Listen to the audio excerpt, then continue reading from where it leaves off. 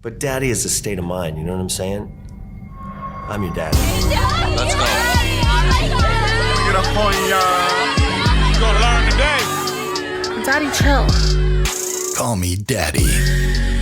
All right. You gonna learn today. We are back at it. It's been a long week. It's always long when you're sick. I got sick a few days ago. It's so much harder when you're older. It feels like you just takes 10 times longer to get healthier. I got two daughters. My youngest gets sick. She's not feeling good on Monday. She's fine Tuesday. I get hit with it Tuesday night, Wednesday morning. I start feeling like off. Nose is plugged up and kind of have a tickle in my throat, and I'm a little bit more lethargic than most. And then Thursday morning, bang, gone. In bed all day. Friday, I didn't wake up till like 3 p.m. in the afternoon. And that's when I start just throwing everything at the sink. I mean, my wife made homemade chicken broth, like bone broth from scratch. And I'm chugging that down. I'm taking spoonful of minced garlic, slathering it with honey and throwing that back. I've got the electrolytes in the water. I'm trying to sleep as much as I can. While the girls are running around, going crazy, and so much harder. The kids get healthy so fast. It's like sniffles, little cough, little fever. Next day, they're running around as if nothing ever happened to them. I feel bad for my wife because every time the house is sick, she never gets sick. And I'm not saying I feel bad that she doesn't get sick. I feel bad because she's the only one that's healthy and everybody else is sick. I don't know how she does it. Feel like what's that movie with Bruce Willis where he's a superhero? Oh man, I'm drawing a blank. I'm such a movie freak too. Unbreakable. Remember Bruce Willis? His whole life, never had any injuries, was never sick. Nothing ever happened to him. And he's the only one that survives the train crash or the explosion, whatever happens in the movie. Samuel L. Jackson's like the opposite of Bruce Willis. And Bruce Willis is supposedly a superhero. That's like my wife. She's never hurt. She's never sick.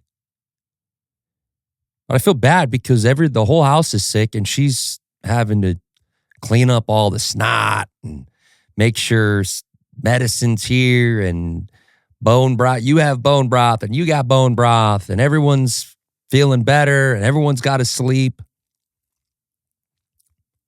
With how much I'm away from home, I feel like my wife really enjoys when I'm sick. I think she likes it. Deep down, she loves when I'm sick.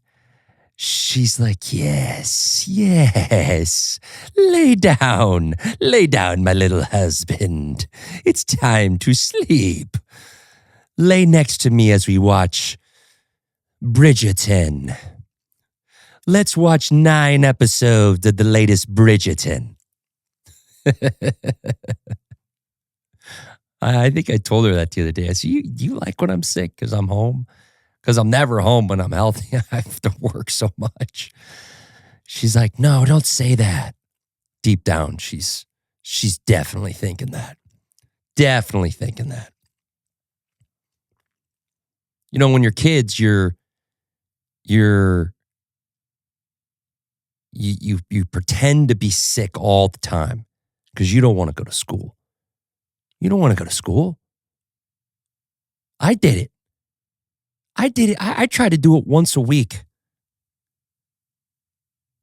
And they fell for it all the time. My parents were so damn gullible.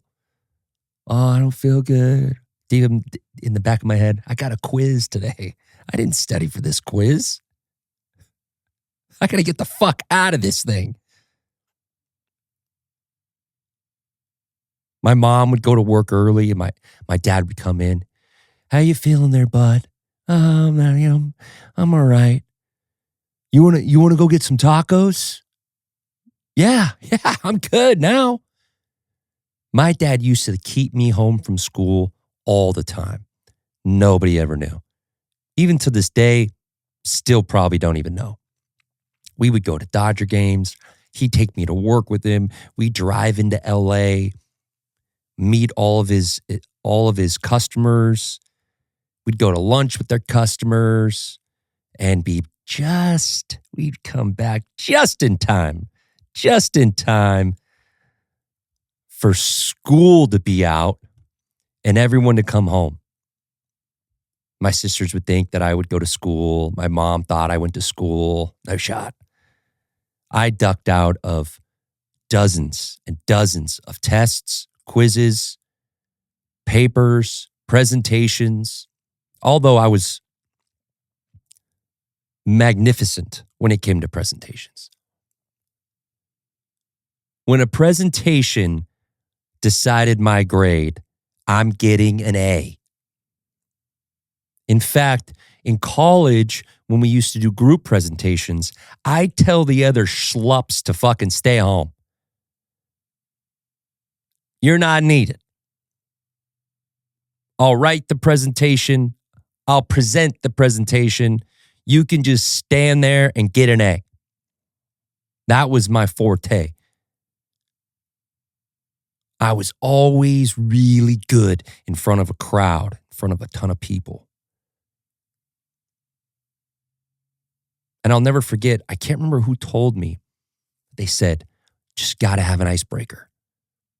Before, when I was super nervous or I couldn't talk in front of people and I'd clam up, got to have an icebreaker. So I'd weave in some sort of icebreaker into my presentation, crack a few jokes. Sometimes you got to shit on yourself, let them laugh at you with you. And then from there, it's smooth sailing. Smooth sailing. I remember my first presentation I did in front of a class, okay? I did it on Emmett Smith. Emmett Smith, 5th grade. I can't even remember the teacher's name. Actually, I do remember the teacher, Mr. Martinez. Mr. Martinez. Emmett Smith, we had to make a puff, like a puffy stick person. What are those called? You put stuffing in there and you fucking put it around a fucking popsicle stick.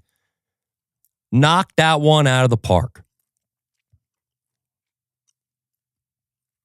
Those were the days. Now kids are just on their iPhones, their iPads, glued to the TV, glued to the screens. You know what was not knocked out of the park? This latest quality on Bowman Draft. Right into the hobby stuff, guys. We're moving and we're grooving. Stick around and buckle in. The quality on this draft is fucking terrible. It's terrible. The gem rates are going to be less than 20% on these cards. If you're lucky. All the big cards are super off-centered. There's creases and dents all over the backs. Scratches and dimples all over the cards. It's embarrassing. And it sucks for these customers who are buying these massive teams, spending all this money to chase that one card. They hit that one card. They send it off to the grader. The grader reviews the card and then sends the message back, Most likely an 8. It's demoralizing to the customer. More and more people are just selling all these cards raw. They're not even trying. You have full crease lines in the back of the card, like someone like bent it, took it a little bend, crease. There's dents, dimples, scratches, off-centering, corner issues, edges issues. It's like fucking Helen Keller's in charge of quality on this product. It's insane. It's so bad. The only way to twist this around, the only positive way you can look at this is that the pop counts are going to be super low when you do get a 10. So there's going to be a premium for those cards. That's the only way to turn this into a positive. That if you do get a 10 on a true blue or a gold or a red or a black or an orange, if you get a 10 on one of those cards, just hold it. Pump the brakes on those ones because the pop counts are going to be super low. And I've seen it. And then the case hits, the etched in glass, way off center. Torched. Absolutely torched on the centering. On every single one.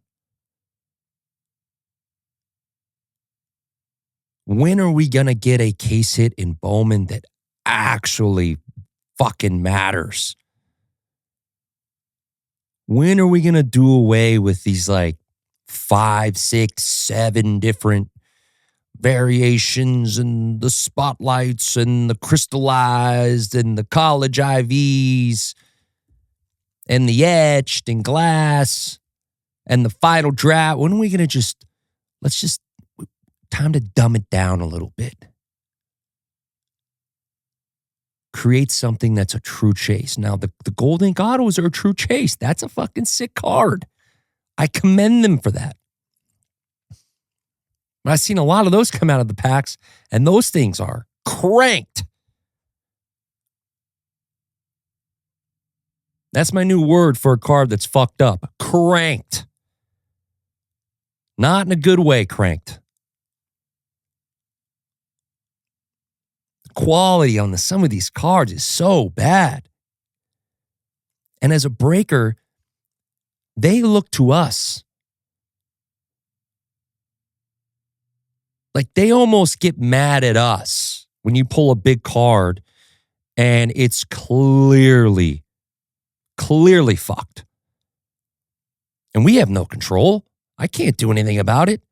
It's fresh out of the box, fresh out of the pack. What do you want me to do about it? I feel like I have to go out of my way to make the customer feel appreciated and feel their money is actually value when something like this happens, yet we have no control. That's got to be on Topps and Fanatics' fucking list, man. Quality. It's got to be. Especially with the product like Bowman. Hey, you want to do this with the, you want to fuck up Allen and Ginter? Fucking go for it. You want to, you don't want to really shaft some fucking Bowman Sterling? Go for it. But not regular Bowman, not Bowman Chrome, not draft. You don't do it. You don't do it. Dumb it down.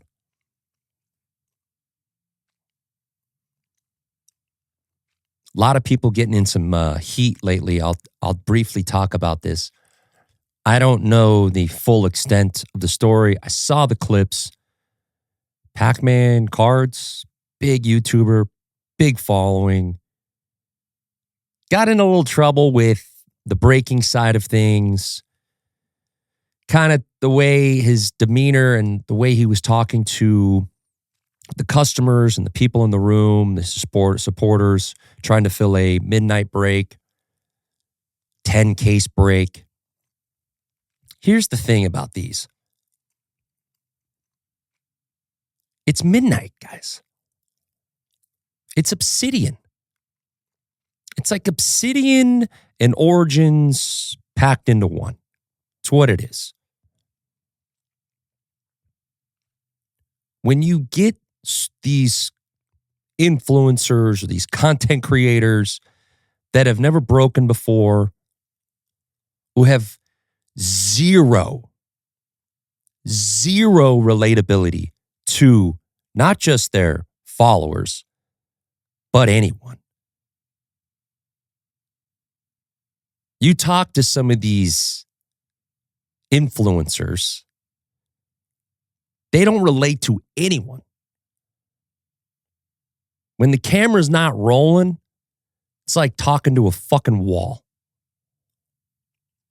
So of course, when these guys try to start breaking, they're not going to do it right. They don't know how to interact with people.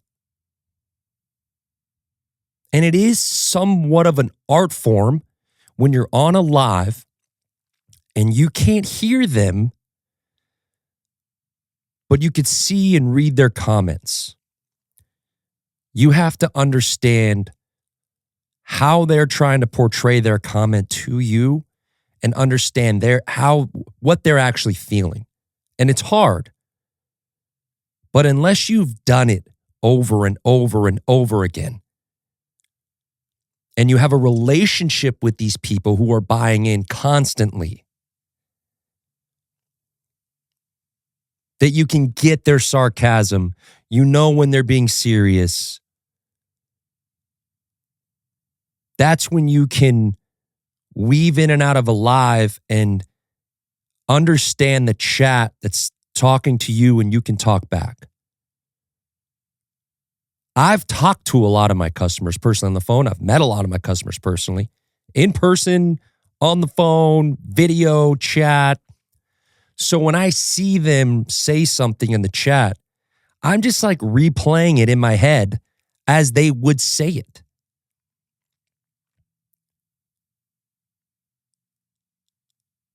So when Pac-Man was doing his live, and I'm not going to defend him. I don't know the full extent of the story. He's not a breaker. He's trying to piggyback off of his following with YouTube to do breaks, and he's not in that realm. And if you're not in that realm, you don't understand. There are people who think, oh, I can break. I could do it. I can open cards. Oh, yeah, man. And then they get in the chair and they're stiff as a board. They have no energy. There's zero knowledge, zero entertainment factor. And I know there's different customers for different type of breakers. And some people like to sit there and they like to pour themselves a glass of wine or a glass of whiskey, and they don't care what you say. They just want their cards. And for those people, I don't want you. I want to entertain. I want to give you guys knowledge. I want you to beat me up on the live. I want you to talk shit. I'll talk shit. I'll do voices and put on a show.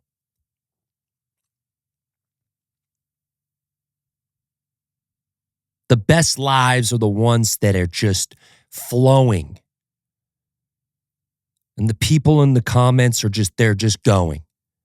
And it's hard when you first start. It's hard to be able to open cards, present the cards well, talk about the cards, explain the product, what's coming out, who this player is, while reading and engaging into the comments that are flowing below.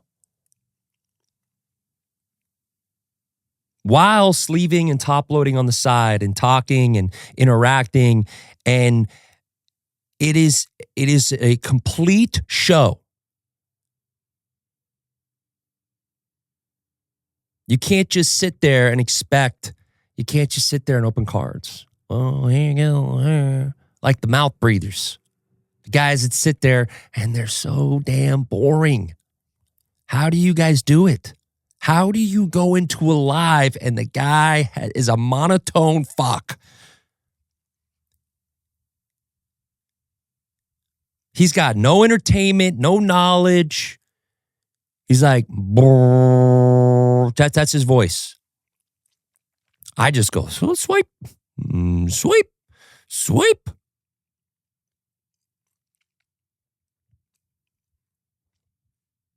Like if I can't pronounce a guy's name, I will give him a nickname. That way I don't look like the idiot that can't pronounce the guy's name. Just give him a nickname.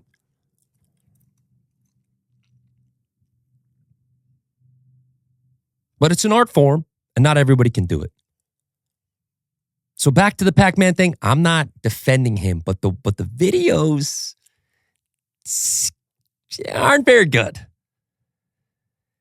Aren't very good. Kind of demeaning the chat and his customers. And when people say this is free money, oh, this is free money. There's no risk. Everything's a risk, man. Everything. And oh, you motherfuckers out there that are afraid to say gamble. It's a gamble. There's pack odds on the box. There's pack odds in the checklist. It's a fucking gamble. But you don't say, oh, the G word. Oh, we can't say the G word. They can't say the G word because they've probably never even hit the G spot.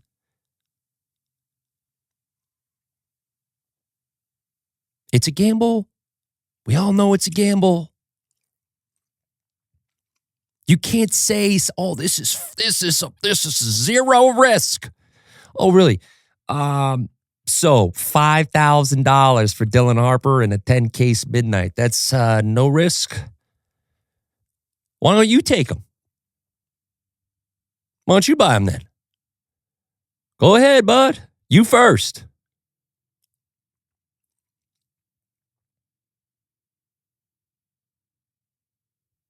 That's why I love this hobby. I get to talk about shit like this. Oh, man. Just be a good person. Just be relatable.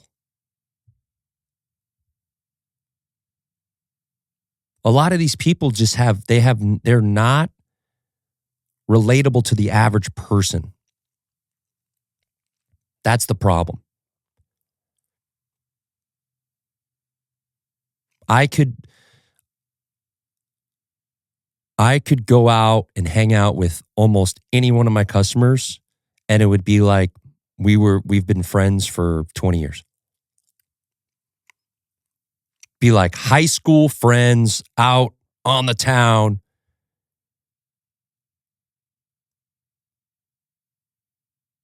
And I just think a lot of these people are so disconnected with the average consumer within the space. And they're just become unrelatable.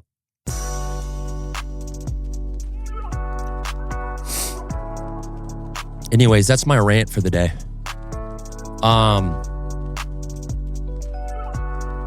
Like, follow, share, comment, post, repost, do whatever you got to do. You know the deal. I got to go back to work. I'm dressed up today as like, I feel like I'm a UPS man. I'm wearing like, what can Brown do for you? My wife says it's great, but I feel like I can walk into a UPS store right now and they'd hand me packages and give me a fucking route. We'll see you guys next week. Hoping to have a guest next week. Possibly, maybe. Maybe not. I could just use the multiple voices in my head to create my own guest. But yeah, thank you guys for listening. We'll see you guys next week.